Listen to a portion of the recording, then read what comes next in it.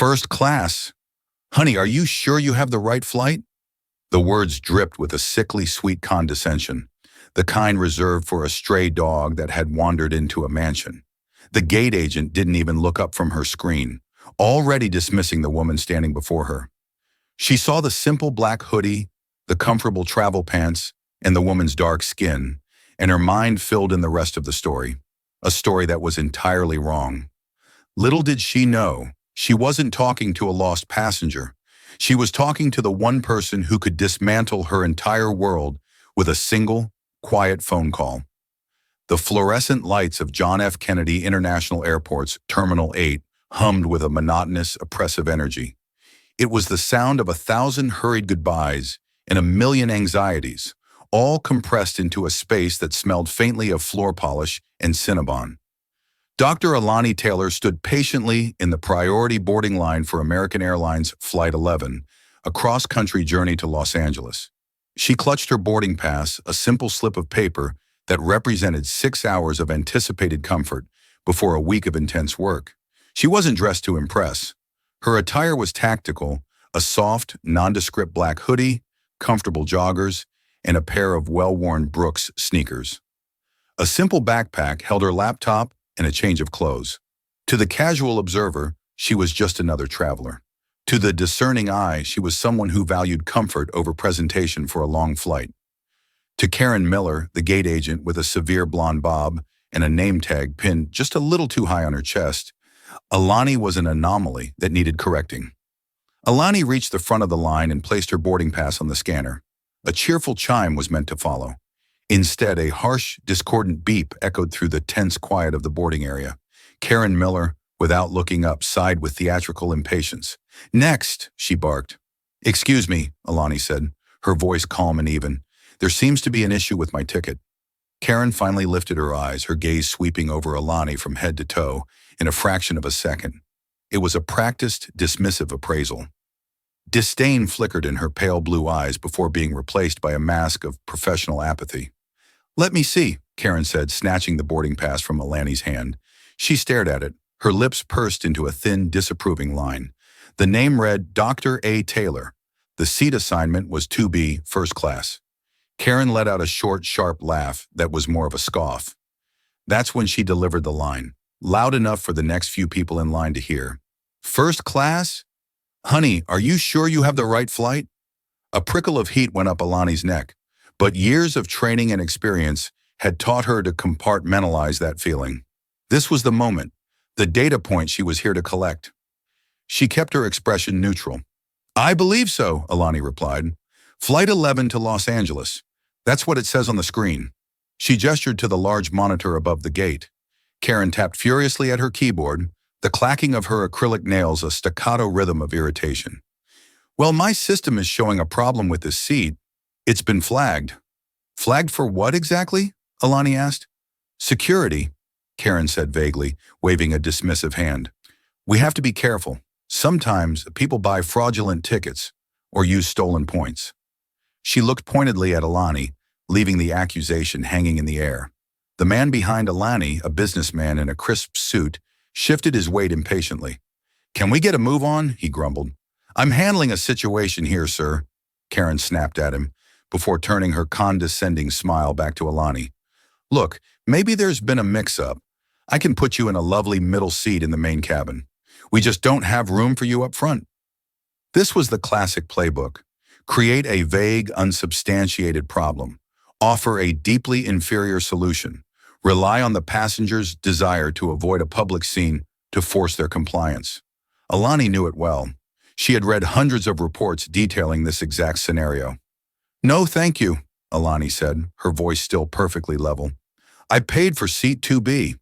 My purchase was confirmed and the funds have cleared my account. I'd like to understand the specific reason my valid, paid-for ticket is not being honored." She was using the language of contract and regulation, not emotion. This seemed to irritate Karen even more. The gate agent's face began to flush a blotchy red. "Ma'am, I don't have time to explain the intricacies of our reservation system to you," Karen said, her voice rising in volume. "The seat is unavailable. We have an air marshal who needs it." It was a bold, foolish lie. Air marshals boarded discreetly and their presence was never announced by a gate agent. It was a lie so blatant it was insulting. Alani's eyebrows rose slightly. This was better than she could have hoped for. The sheer audacity was a gift. An air marshal? Alani repeated, her calm tone a stark contrast to Karen's agitation. That's interesting. Could you provide me with the specific DOT regulation that allows for a confirmed ticketed passenger to be involuntarily downgraded for an air marshal who, to my knowledge, would already be accounted for in the flight manifest? The mention of the Department of Transportation caused a brief flicker of uncertainty in Karen's eyes, but it was quickly replaced by righteous indignation. Who was this woman in a hoodie to quote regulations at her? I don't have to quote anything to you. I am the final authority at this gate, Karen declared, her voice now loud enough to turn heads all around the waiting area. You are holding up the line and disrupting the boarding process. I can have you removed from the flight entirely if you continue to be difficult. I'm not being difficult, Alani stated. I'm asking for clarification. You've given me 3 different reasons for my downgrade: a security flag, a fraudulent ticket, and now an air marshal. Which one is the official reason I will be reporting to American Airlines corporate in the Department of Transportation? The name dropping was a calculated risk. It could either shut Karen down or push her over the edge. It was the latter. That's it. I've had enough of your attitude, Karen seethed. You're not getting on this plane in first class, and that's final. Go to the end of the main cabin line, and I'll see if I can find you a seat at all. Now move! She tossed the boarding pass back onto the counter. It slid off and fluttered to the floor. Alani looked down at the paper, then back up at Karen's triumphant, snarling face. She didn't move. She didn't speak. She simply stood there, a pillar of unnerving calm in the eye of a petty hurricane. The silence stretched, thick and uncomfortable. Passengers shuffled their feet, avoiding eye contact. They just wanted to get on the plane. Are you deaf? Karen spat. I said move. Finally, Alani bent down, retrieved her boarding pass and stepped aside. But she didn't go to the back of the line. She walked to a nearby bank of chairs, sat down and took out her phone. Her fingers began to fly across the screen, her expression unreadable. She was no longer just a passenger. She was Dr. Alani Taylor, Senior Field Auditor for the DOT's Office of Aviation Consumer Protection. And she was documenting every single word. The game had just begun. From her perch in the uncomfortable vinyl seating, Alani had a clear view of the boarding gate. She typed rapidly, capturing the entire exchange with Karen Miller in a secure, time-stamped note on her government-issued device. She noted Karen's name, the flight number, the gate, the precise time. She documented the 3 contradictory excuses, the aggressive tone, the public humiliation. Every detail was a nail. Meanwhile, Karen Miller was basking in the glow of her perceived victory. She boarded the first-class passengers with an extra-wide smile, her voice once again the syrupy sweet sound of customer service. She shared a conspiratorial eye roll with a flight attendant about the difficult passenger she had just handled. She was the queen of her small, fluorescent-lit kingdom, and she had successfully repelled an invader. Alani waited. She knew the procedure. A formal complaint required giving the airline every opportunity to rectify the situation at the local level. The failure of the initial employee was one data point. The failure of their supervisor was another, more telling one. It spoke to culture, training, and systemic rot. After the first-class cabin and premium economy passengers had boarded, Karen picked up the microphone for the general boarding call. It was then that a man in a slightly rumpled manager's uniform approached her. This was Robert Vance, the customer service manager on duty. Alani knew his type instantly. The peacemaker. The man whose entire job was to make problems disappear with the least amount of friction, which usually meant siding with his staff and placating disgruntled customers with meaningless gestures. He spoke to Karen in low tones, gesturing vaguely in Alani's direction. Clearly, someone had either complained or he'd noticed the lingering, unboarded passenger who didn't appear to be on standby. Karen relayed her version of the story, her hands fluttering with dramatic emphasis. Alani could practically hear the fabricated narrative from across the concourse. The aggressive passenger, the security concerns, her own heroic efforts to maintain order. Robert nodded along, his expression one of tired sympathy for his beleaguered employee. Then he straightened his tie and began the walk over to Alani. He plastered on a smile that didn't reach his eyes. "Dr. Taylor?" he began, glancing at the boarding pass she now held in her hand. "I'm Robert Vance, the manager on duty. I understand there was a bit of a misunderstanding regarding your seat." "There was no misunderstanding, Mr. Vance," Ilani said, her voice devoid of accusation. It was a simple statement of fact. "Your agent, Ms. Miller, has refused to honor my first-class ticket." Robert's smile tightened. Well, refused is a strong word. Karen indicated there was a system error, a seat duplication. It's rare, but it happens. We had to accommodate another passenger. It's all very technical. He was already trying to reframe the narrative, smoothing over Karen's abrasive lies with a veneer of corporate jargon. "She told me my ticket was flagged for security, that it might be fraudulent, and that the seat was needed for an air marshal," Ilani recited calmly. "Which of those technical issues is the correct one?" Robert visibly flinched. He had clearly not been briefed on the specifics of Karen's lies. He glanced back at the gate, a flicker of annoyance crossing his face. Karen had made this messy. "Right," he said, clearing his throat. "Well, sometimes in a rush, things can get miscommunicated. The point is, the seat is unfortunately occupied. What I can do for you, as a gesture of our apology for the confusion, is offer you a $200 travel voucher for a future flight. And of course, we'll get you on this flight right now. I have a seat for you in the main cabin." He presented the offer as if it were a grand prize, a $200 voucher for a ticket that cost nearly 10 times that, in exchange for being publicly humiliated and downgraded. It was the standard corporate insult, designed to make the victim feel like they were getting something, while the airline admitted no wrongdoing and saved a fortune. "A $200 voucher and a refund for the fare difference, I assume?" Alani asked. "The voucher is the compensation for the inconvenience," Robert clarified, his patience thinning. "We're getting you to your destination. That's the primary service." "The primary service I paid for was transportation to my destination in seat 2B, Alani countered.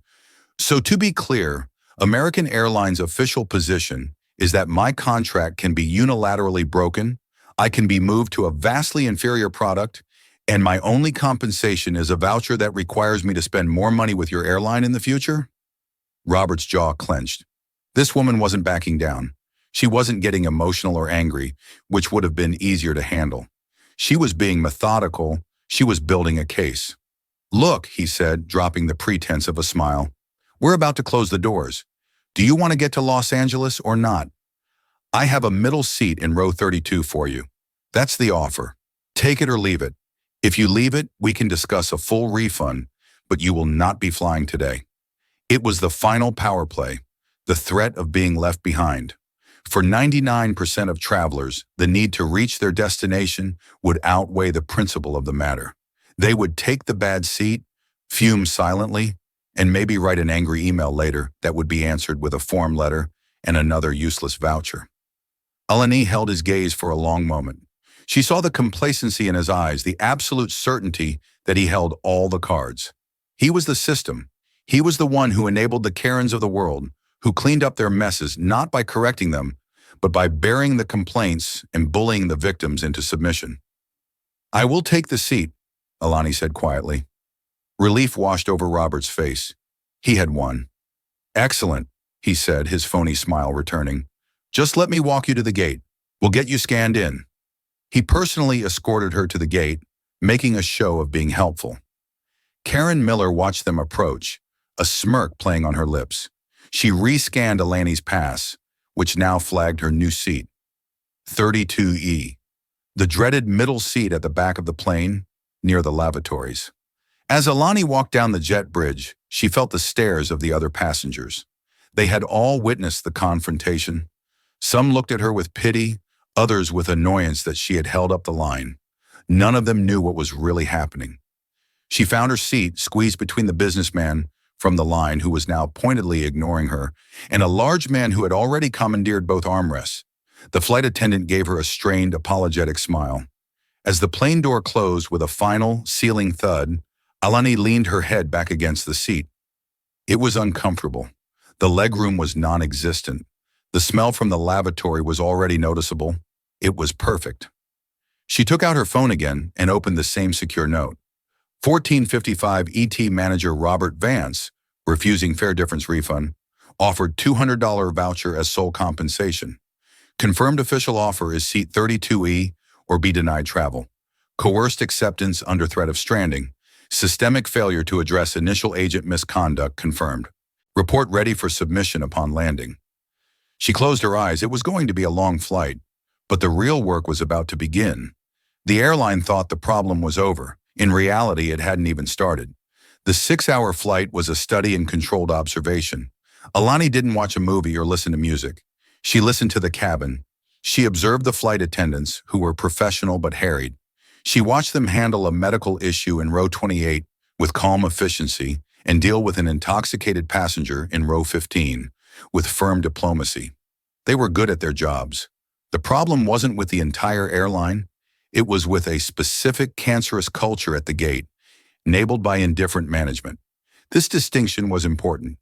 When the plane finally touched down at LAX, the usual scramble to deplane began. Alani waited patiently until the aisle cleared before gathering her single backpack. As she walked through the now empty first-class cabin, she glanced at seat 2B. A young man, barely out of his teens and dressed in designer clothes, was fast asleep, his mouth agape. He hadn't been an air marshal. He was just a kid whose father probably had millions of airline miles.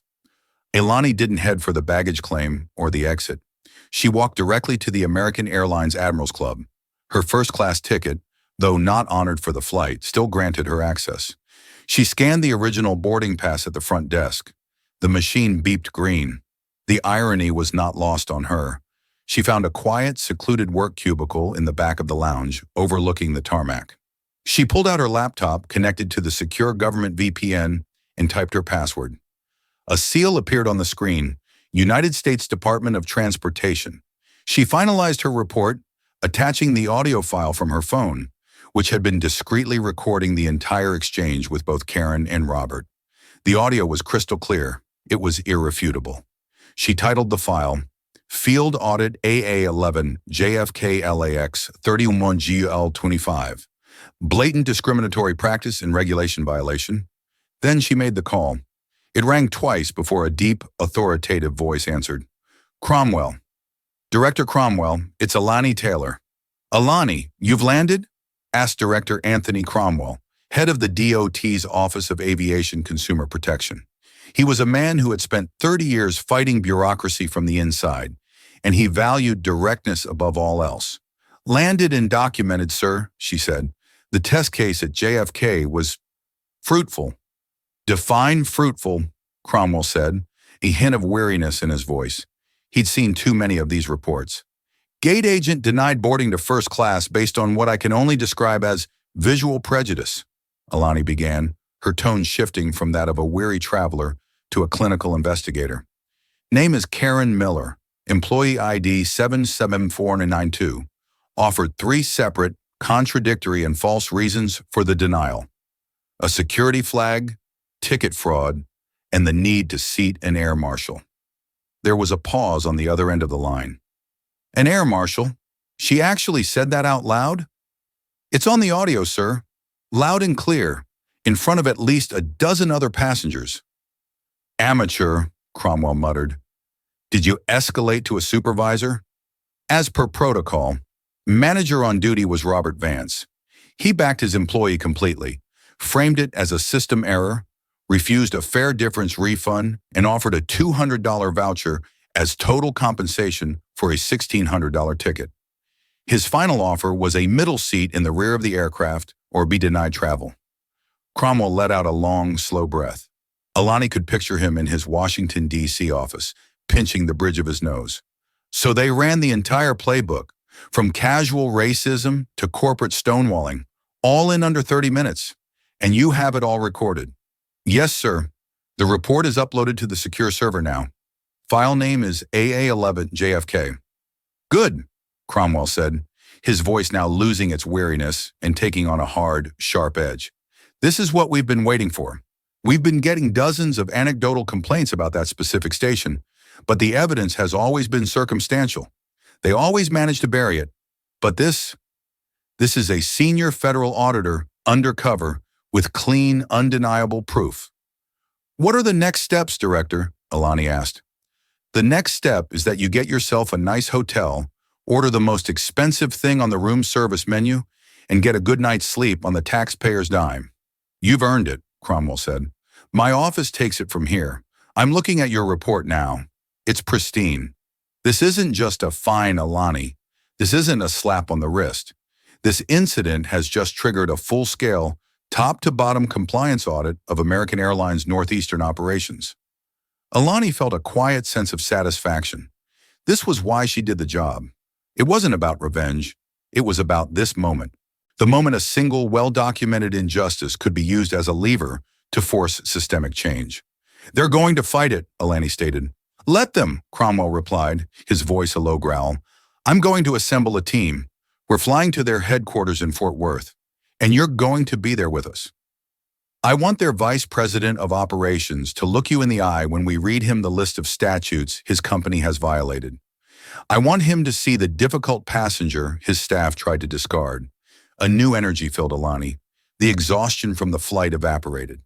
When do we leave? Day after tomorrow, be ready.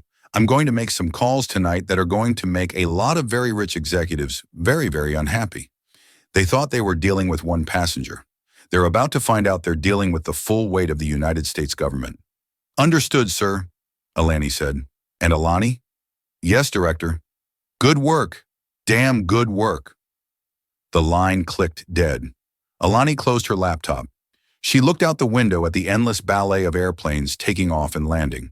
For every flight that operated smoothly, how many small, unreported injustices occurred at the gates? How many people were subtly, or not so subtly, discriminated against and simply gave up, worn down by people like Karen Miller and Robert Vance? Today, that changed. Today, a line had been crossed in front of the wrong person. A reckoning was coming, and it was going to be swift, brutal, and exquisitely public. 2 days later, in the sprawling glass and steel corporate headquarters of American Airlines in Fort Worth, Texas, Richard Sterling, the executive vice president of North American operations, was having a perfectly ordinary morning. He'd had his 8 a.m. coffee with the CFO, reviewed the on-time performance metrics from the previous day, and was now preparing for a budget meeting. He was a man who lived by spreadsheets and data, a world of predictable inputs and manageable outputs. At 9:15 a.m., his administrative assistant, a perpetually flustered young woman named Chloe, buzzed his intercom. Her voice was unusually shaky. Mr. Sterling, there are some people here to see you. They don't have an appointment. Richard sighed, annoyed at the breach of protocol.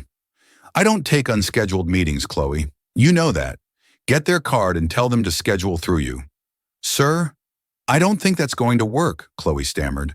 They're from the Department of Transportation, the office of the secretary. Richard Sterling's blood ran cold.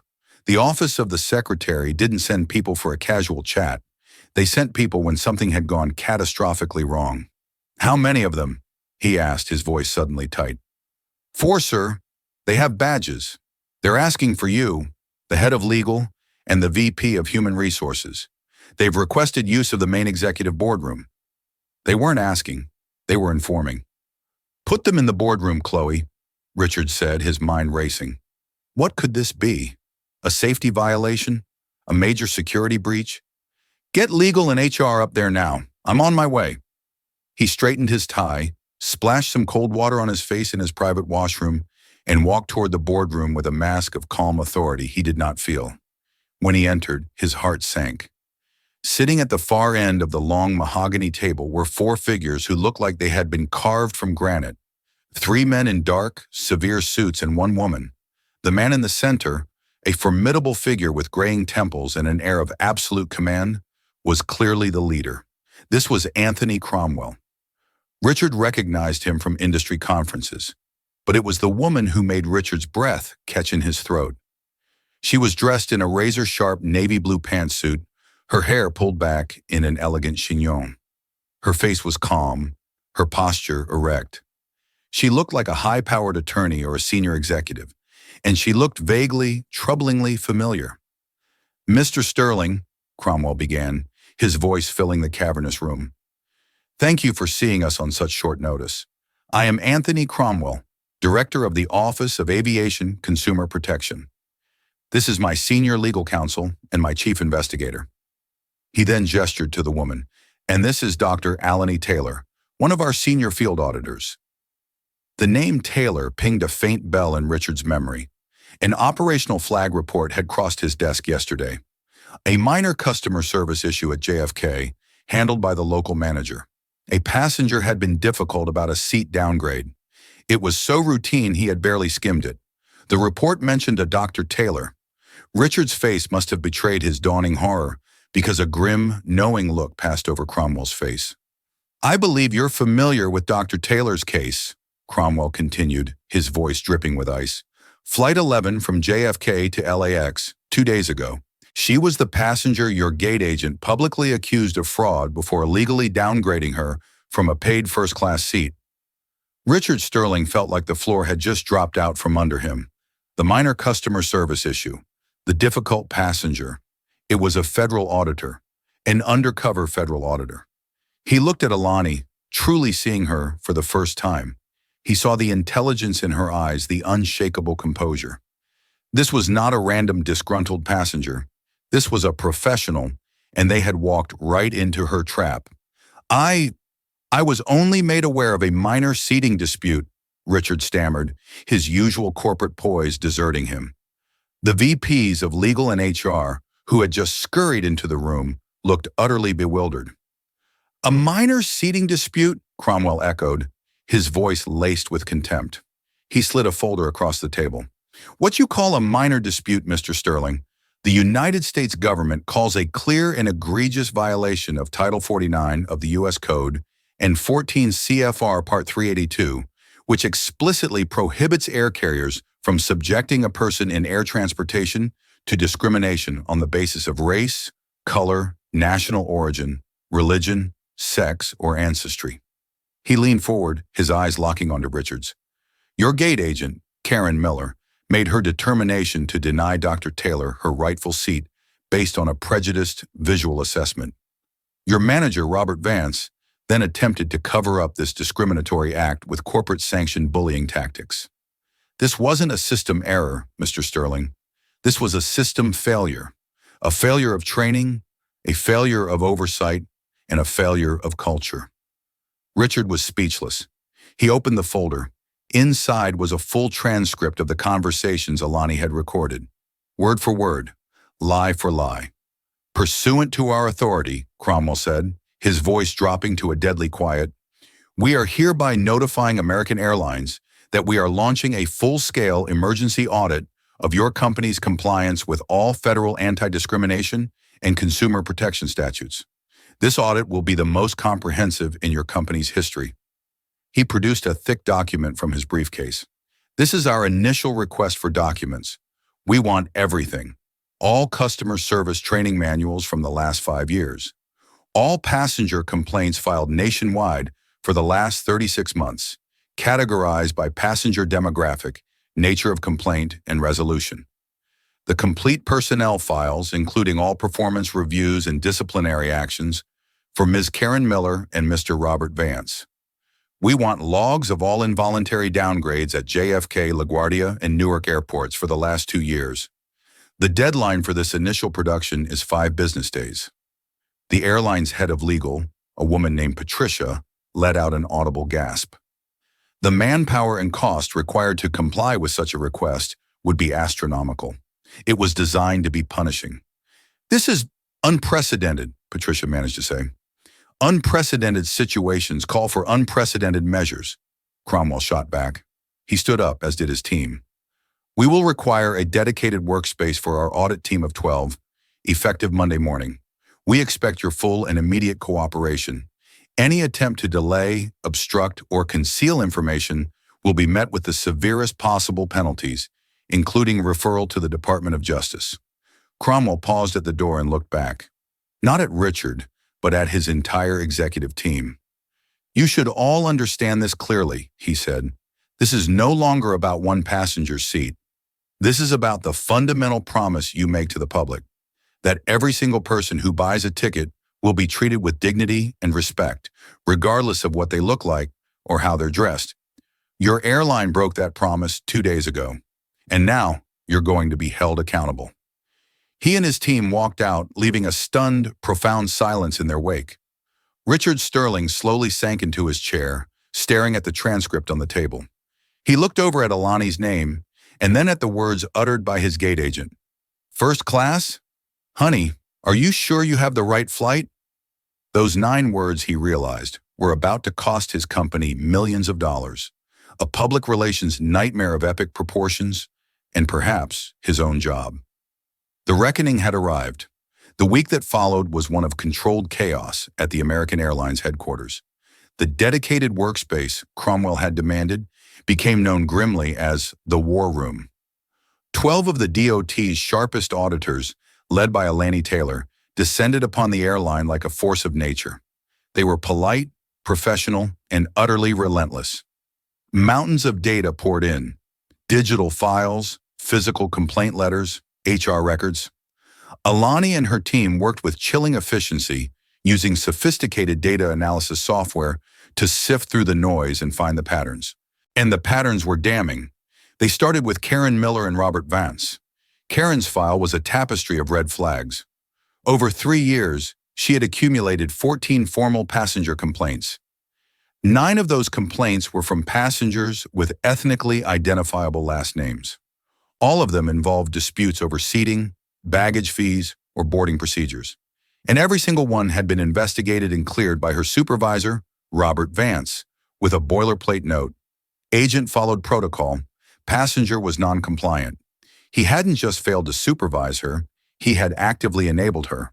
But the individual cases were just the beginning. The macro data told a much bigger story. Alani's team analyzed the 36 months of nationwide complaint data. They found that complaints filed by passengers identified as racial minorities were 40% more likely to be closed with no action or with a low-value voucher, under $200, than complaints filed by white passengers for similar issues. They found that involuntary downgrades at the 3 major New York airports disproportionately affected non-white travelers, a statistical anomaly too significant to be chance. The training manuals were just as revealing. The anti-discrimination training was a 15-minute click-through module that employees were required to complete once a year. It was a legal checkbox, not a serious attempt at education. The emphasis was on de-escalation and protecting the airline's assets, not on ensuring fair treatment. On Wednesday, the inevitable happened.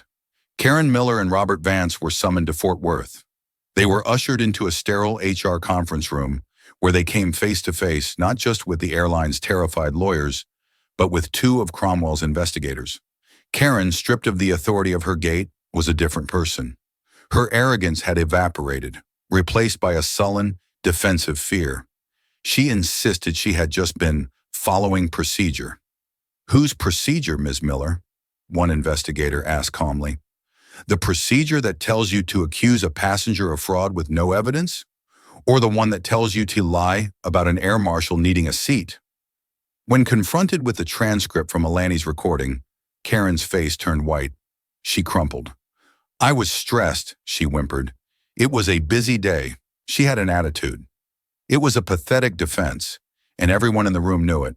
She was fired on the spot for gross misconduct and violations of company policy and federal law.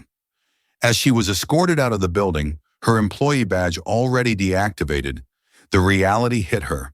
It wasn't just a job she had lost, it was her entire career. No other airline would touch her. Robert Vance's meeting was even more brutal. He tried to blame Karen, painting himself as a manager trying to clean up a messy situation. "You didn't clean it up, Mr. Vance," the airline's VP of HR said, her voice like steel. "You buried it, just like you buried the 9 other formal complaints against her from minority passengers. You didn't just fail to manage, you cultivated a toxic and legally liable environment. You are a multi-million-dollar liability we can no longer afford." His termination was for cause: gross negligence. He tried to argue, to plead, but the evidence was overwhelming. He walked out of the building a defeated man. His 2 decades in the aviation industry turned to ash because he couldn't be bothered to do his job. Late Friday afternoon, Richard Sterling received the preliminary audit findings report. It was 40 pages long and read like a corporate death sentence. It detailed not just the actions of Miller and Vance, but the systemic patterns of bias the audit had uncovered. Attached to it was a draft of the consent decree the DOT was proposing. It was breathtaking in its scope. 1. A civil penalty of $5.5 million, the largest fine ever levied for a single discriminatory incident in aviation history, citing the egregious nature of the event and the subsequent discovery of systemic issues. 2. A complete overhaul of training. The airline would be required to hire a DOT-approved third-party consultant to design and implement a new, comprehensive anti-bias and customer service training program for all 67,000 of its customer-facing employees. The program would be paid for entirely by the airline. 3. Appointment of a federal monitor. For a period of 3 years, a federal monitor, also paid for by the airline, would be embedded within their corporate structure with full access to systems and personnel to ensure compliance with the decree. 4. Enhanced complaint tracking. The airline had to invest in new software to track and analyze passenger complaints, flagging statistical disparities based on demographics for immediate review by a new internal compliance committee. 5. A public apology. The CEO of American Airlines would be required to issue a formal public apology to Dr. Alani Taylor and to the American public, acknowledging the company's failings. Richard Sterling read the terms and felt sick. Fighting this in court would be a disaster. The audio recording alone would crucify them in the court of public opinion. They had no choice but to capitulate. He picked up the phone to call the CEO. The company had tried to get rid of one woman, and now that one woman was about to dictate the terms of their surrender. The quiet, unassuming passenger in the black hoodie had brought an industry giant to its knees, not with anger or shouting, but with calm, meticulous, and undeniable truth. The reckoning was not just complete, it was absolute. The consent decree was signed in a sterile quiet, a document of surrender passed across the mahogany table with the gravity of a peace treaty ending a war. But in the world outside the executive suite, the war was just beginning. The Department of Transportation, as part of its strategy to maximize the deterrent effect, issued a press release at 9 a.m. Eastern Time on Monday, August 11, 2025. It was a bombshell. The news cycle, hungry for outrage, devoured it whole. It led every major network's morning broadcast.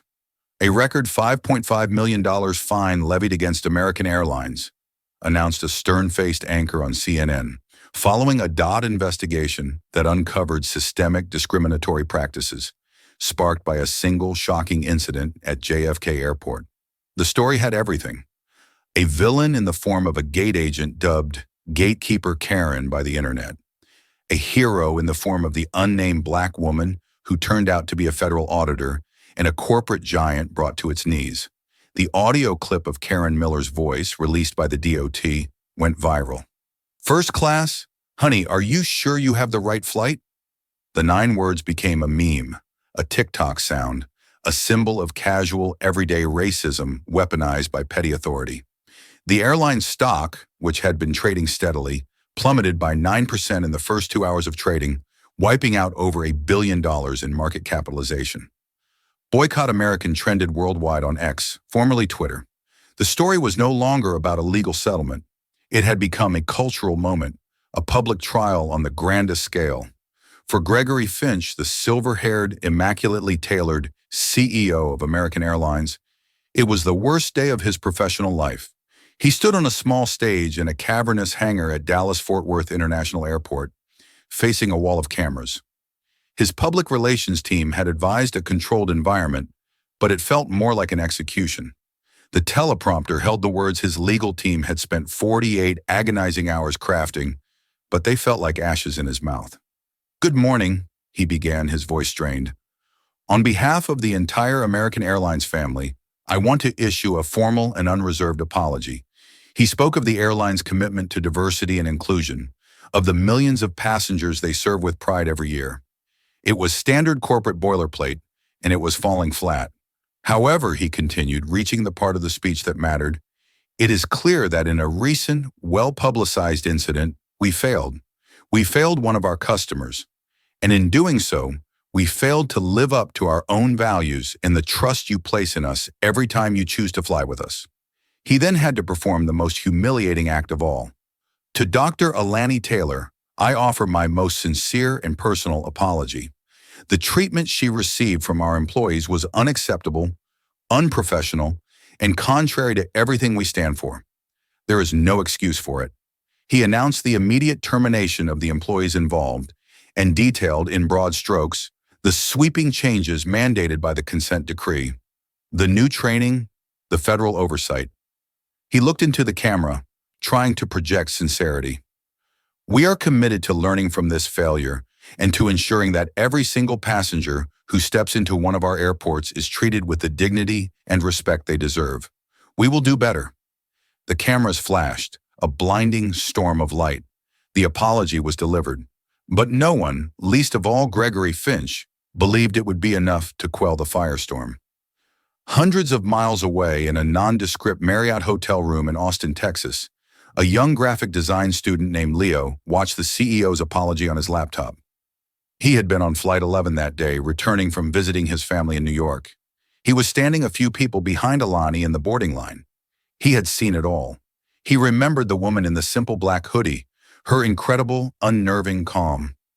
He remembered the gate agent's snarling face, the way she had tossed the boarding pass to the floor. He remembered feeling a knot of shame in his stomach, a cowardly urge to say something that he had ultimately suppressed, not wanting to miss his flight or cause a bigger scene. That shame had been eating at him for over a week. Now, seeing the story explode, he knew he couldn't stay silent. He opened a new tab and began to type a post for Reddit's public freakout forum. Title: I was there. I saw Gatekeeper Karen and the Undercover Auditor at JFK. I haven't been able to stop thinking about this since I saw it on the news when, he wrote. I was on AA Flight 11 when this happened. I was in the boarding line right behind the woman the news is calling a hero auditor. The audio clip doesn't do it justice. The gate agent wasn't just rude, she was dripping with contempt from the second she saw her. The woman in the hoodie, Dr. Taylor, I guess, was so incredibly calm. She never raised her voice. She just asked simple, direct questions, and the agent just got angrier and angrier. The worst part was the supervisor. He wasn't loud or aggressive. He was worse. He was slick. He smiled this fake smile and tried to make it seem like she was the one being unreasonable. I heard him tell her to take the middle seat in the back, or she wouldn't be flying at all. All of us just stood there and let it happen. We just wanted to get on the plane. Seeing the CEO apologize today felt weird. I'm glad she got justice, but I also feel guilty that none of us had the guts to back her up. It just goes to show how easy it is for this stuff to happen when good people decide to look away. For what it's worth, Dr. Taylor, if you ever read this, what you did was amazing. You were the calmest, strongest person in that whole airport. He hit post. Within an hour, it had 1,000 upvotes.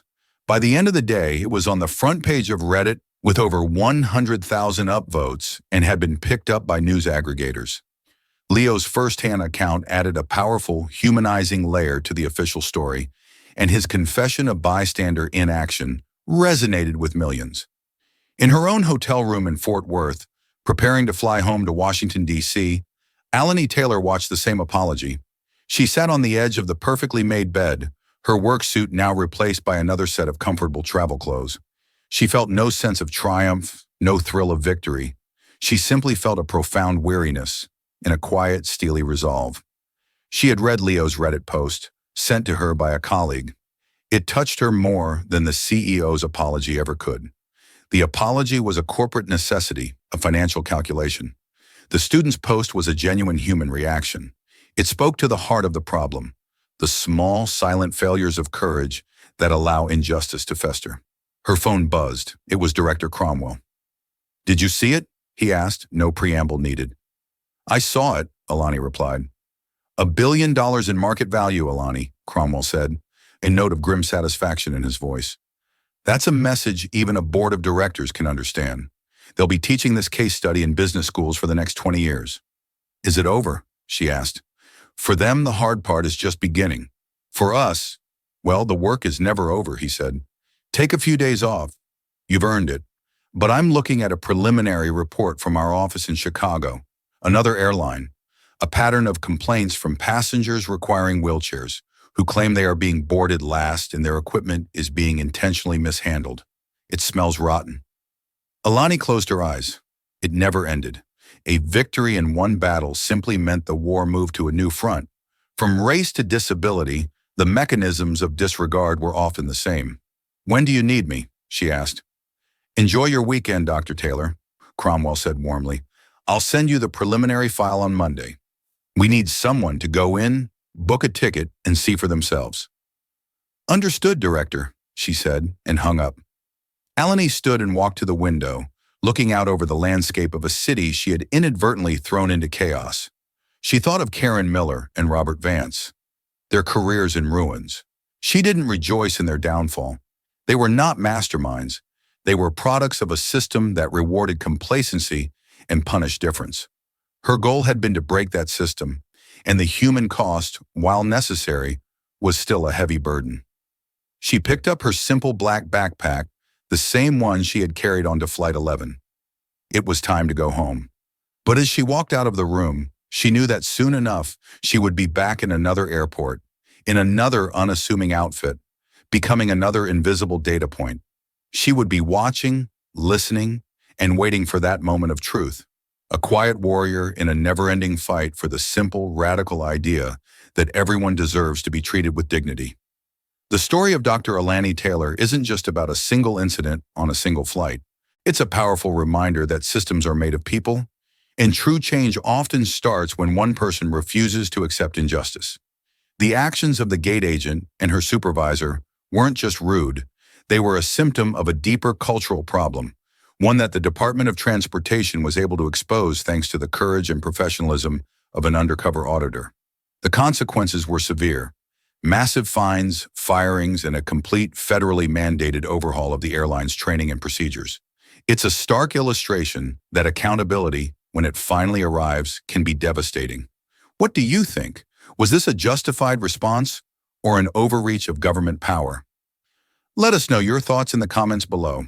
If this story resonated with you, please hit that like button, share it with your friends, and make sure you subscribe to our channel for more incredible true stories of justice and accountability.